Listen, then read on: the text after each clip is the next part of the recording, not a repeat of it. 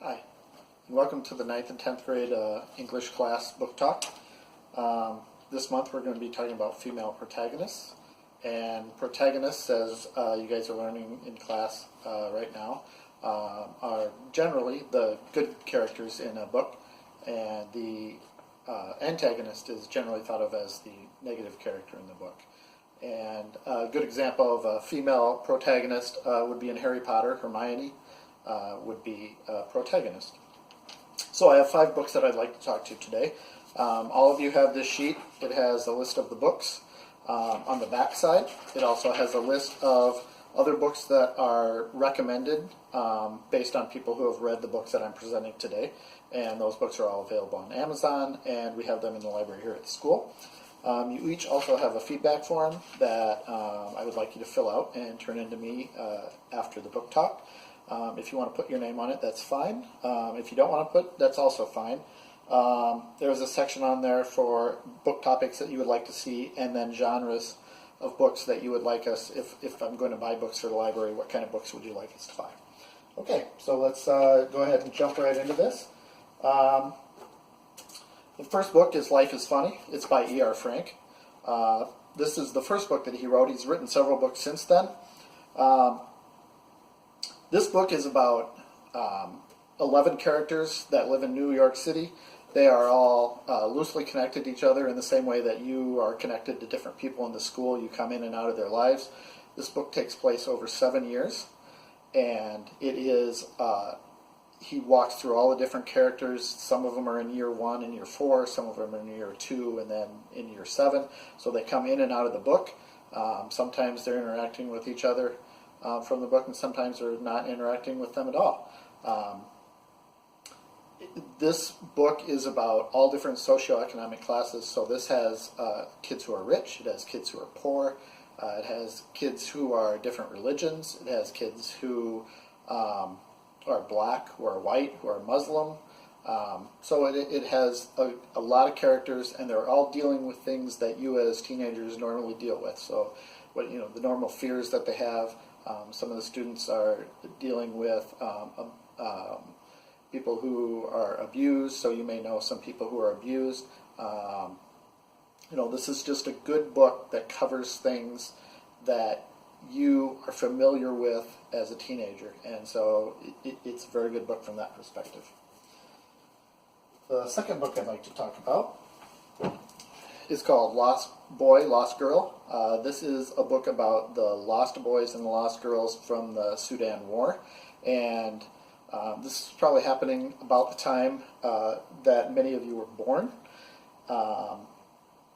And the Sudan War was basically, the northern Sudan was mostly a Muslim population, and the southern Sudan was black and Christian. And so the northern Sudan declared war on the South Sudan and attacked them. And what ended up happening is many children were separated from their parents. Their parents either died or they just got separated from each other and weren't able to find each other. And what happened was that children basically had to walk hundreds of miles across Africa and leave the Sudan and go to other countries and find refugee camps. And so tens of thousands of children had to make this pilgrimage. They had to cross desert, they had to cross rivers, they had to avoid lions and hyenas. They were starving, so they had to find food. Villages that they encountered along the way tried to help as much as they could, but just with the sheer number of people that were going. So normally the books that are written about the Lost Boys, and that was a name that was given to these thousands and thousands of mostly boys that ended up in these refugee camps.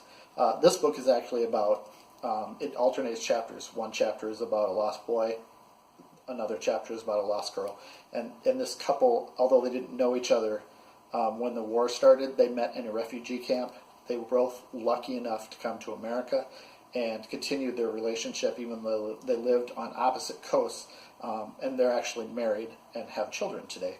But what's unusual about this book is the fact that it's told partly from a lost girl's perspective. And both of these characters are very strong. Both of these characters had to live through a lot before they could come to America. And so if you're interested in reading about the Sudan War and these Lost Boys, this is an excellent book to read about. There are actually many books, but not many of them talk about lost girls. Okay, the next one. This book actually is turned out to be one of my favorites. The name of it is Inside Out and Back Again. This book is actually written in prose, and I'd like to actually read you one of these pages here. She's talking about learning English, and the main character's name is Kim Ha, and she is a 10-year-old Vietnamese girl, and she lives in Seoul. And right at the end of the Vietnamese War, she and her family have to flee. Her mother is a widow. Her father was in the army, and he disappeared before this story took place. And so her and her brothers and her mother are lucky enough to escape on a ship that was leaving Vietnam, and they ended up drifting in the sea and were rescued and sent to a refugee camp in Guam. And then eventually they were able to, they had some choices of places to go: Canada, France, countries to go to. They chose to come to the United States, where they were settled in a refugee camp in Florida. And then they spent a lot of time there not being selected by families. A family had to select and sponsor you in order for you to get out of the refugee camp. And the people who were doing most of the sponsoring were Christian churches or Christian families. And so one of the things they were typically looking for was someone who's Christian. So one of the things the mom does is she finds this out and finds out that's why they haven't been selected. So she changes their religion to Christian, and then they're selected and moved to Alabama. It's a great story. The girl is 10. She writes about her first year in America and the persecution and the harassment that they went through, especially being Vietnamese people at the end of the Vietnam War, which is a very unpopular war in the United States. Let me just read this part here where she's talking about the different rules of English. And if you've tried to learn another language, this is the kind of thing that you might like. So the first rule, Brother Quang says, add an S to nouns to mean more than one, even that if there's already an S sitting there. Glass, glasses. All day I practice squeezing hisses through my teeth. Whoever invented English must have loved snakes. Oh, that's another thing that came out in the book is Vietnamese doesn't have the S sound, so it's very difficult for people from Vietnam to say. And so if you think about all the words in the English language that have the S sound to them, how difficult it must be to learn English when you have to learn to even say a sound. This book is written in prose. It is a very fast read, and it's funny, it's sad, and it tells a great story about someone who came to the United States as a refugee. The next book, this book is nonfiction. It is called Gunpowder Girls, and the author of this book started out writing a book about women in the Civil War, and as she started doing this research, she came across women who worked in ammunition factories. And as the men on both sides, the North and the South in the Civil War, went off to war, that left a lot of jobs that were open that needed to be done. And so women filled those jobs, as they often do when men go off to war. So this was working in ammunition factories. And girls as young as 10 would work in these factories. And these factories were very dangerous to work in. As you can imagine, there's gunpowder everywhere. Any sort of a spark could light that off. And so as she was doing this research into women's jobs in the Civil War, she came across these 3 tragedies where ammunition plants actually exploded and killed people. And so she did further research to learn about some of the people, some of the women who worked in these factories. So it's the story primarily of those 3 tragedies, and the aftermath, and was there any punishment, and did people go to jail, did they change things in the factories to make it more safe. Not only that, but it actually gives some overview of how did they manufacture the ammunition, what kind of weapons was the ammunition used in, and so it's just sort of an overall good book that talks about strong female characters, but also gives you some insight into the Civil War in a way that you normally don't read about the Civil War. Now our last book is called Vengeance Road. This book is by Aaron Bowman.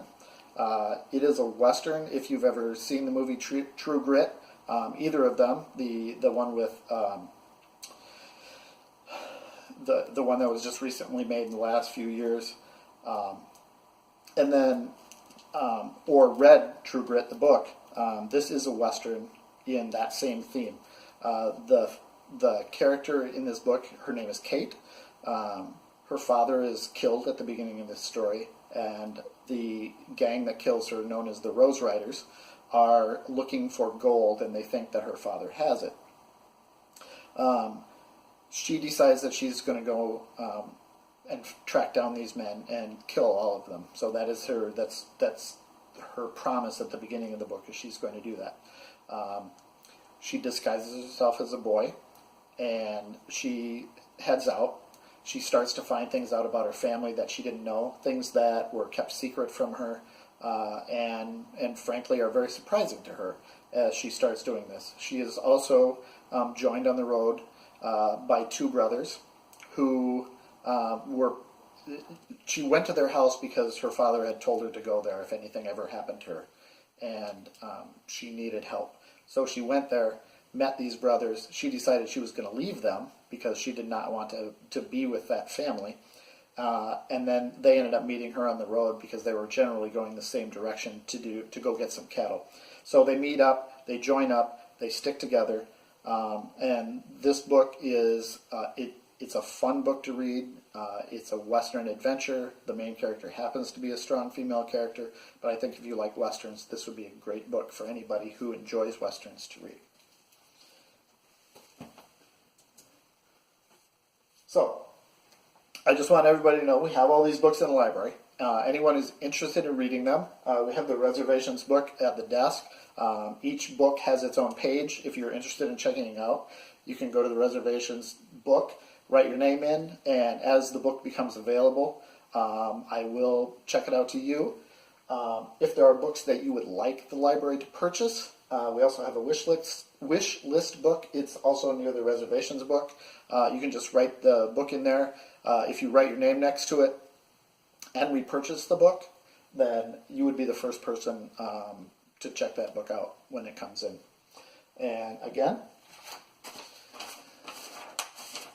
we have here the list of books. On the back side, again, as we went through this, I recommended books that were similar to, for example, the first book is Life is Funny by E.R. Frank. One of the recommendations is America by E.R. Frank, which was the second book written by him. And then another one called Good Kings, Bad Kings. So if you're interested in any of those books, we also have all of them in the library. Feel free to check them out or add your name to the reservations list, and we'll do that. And then again, please fill out the feedback form, and I would appreciate your feedback on do you like what I'm doing here? Would you like me to talk about something specific? Are there things I can do to make this better for you? If you have any questions, let me know. Thanks.